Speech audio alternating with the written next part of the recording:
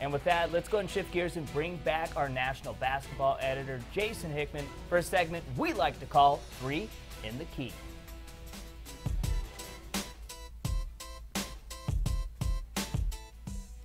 Hey Jay, let's dive right in. Who has been the most surprising team so far, and who has also been the most disappointing? Yeah, great question. And on the positive side, I'm looking at Cleveland, Ohio at the Villa Angeles St. Joseph Vikings last season. Remember, this is a team that with Carlton Bragg, who just committed to the Kansas Jayhawks today. But a year ago, this team went 1-4 in games against out-of-state opponents. Got a little bit of a reputation for having a tough time winning the big game. This year, they've got that clutch and big game gene put in them. They've already notched 2 big out-of-state victories, and Carlton Bragg is taking this team to another level, a little bit like we saw Cliff Alexander do with Curie of Chicago a year ago. On the disappointing side, really quickly, Arlington Country Day. You hate to single out any one team, but ACD from Jacksonville, Florida. Preseason number 9. I love the team, love the personnel, love the coaching and tradition of this program, but off to a rough start, 8-6. That's obviously not where they want to be, but they have some big showcase opportunities coming down the stretch where they can still turn things around. Now, Jason, we've talked about the holiday tournaments and the big games that took place during the holiday season. We also know that next week we have a lot of big looming games ahead for some major teams in the rankings when it comes to the MLK events. But this weekend is what we want to talk about. What is the biggest game this weekend?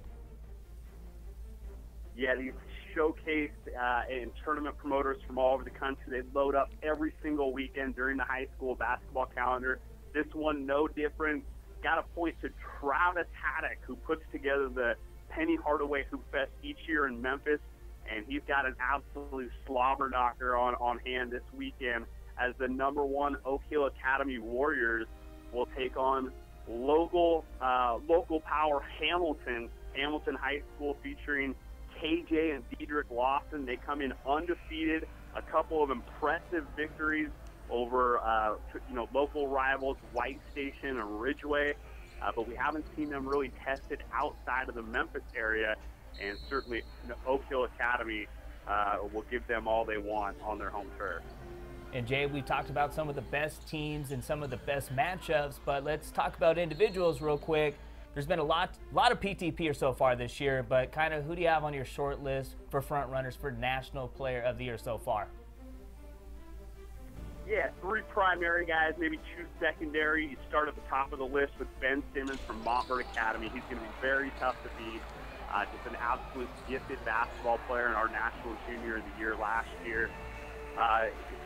Alonzo Trier, a little bit of a dark horse, coming in averaging around 30 points per game for #2 ranked Findlay Prep, who is 15-0 and certainly right in that national championship conversation. And then the third guy, Jalen Brown for Wheeler. He led his team to a big win at the City of Palms Classic, where he knocked off Ben Simmons in Montverde Academy, played his way into the POY conversation, and we'll see how he does coming down the stretch.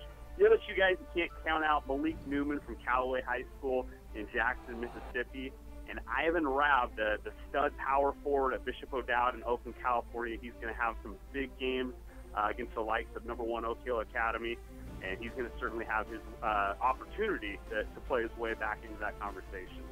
Hey, well, thanks, Jason, our national basketball editor. This guy really knows everything you need to know about high school hoops. And, of course, we will see you next week, Jason.